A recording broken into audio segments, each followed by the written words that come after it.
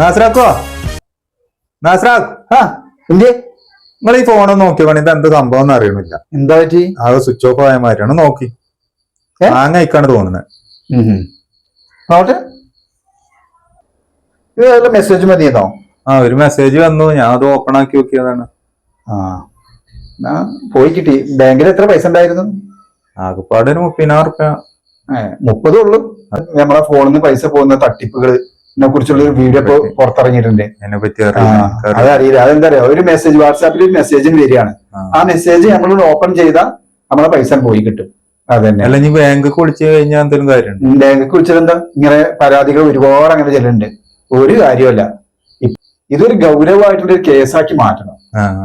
അതാ വേണ്ടത്. കാരണം എത്ര ആളുകള്, സാധാരണ ആളുകളുടെ പൈസയാണ് ഈ പോയി കിട്ടുന്നത്. 3-4 വർഷങ്ങൾ അധ്വാനിച്ച പൈസയാണ് ഒരു മിനിറ്റ് കൊണ്ടാണ് പൈസ പോയി കിട്ടുന്നത്. അതന്നെ. ഇപ്പൊ ഞാൻ എന്താ ചെയ്യാ, മെമ്പറെ ഒന്ന് വിളിച്ച് പറഞ്ഞു നോക്കാം.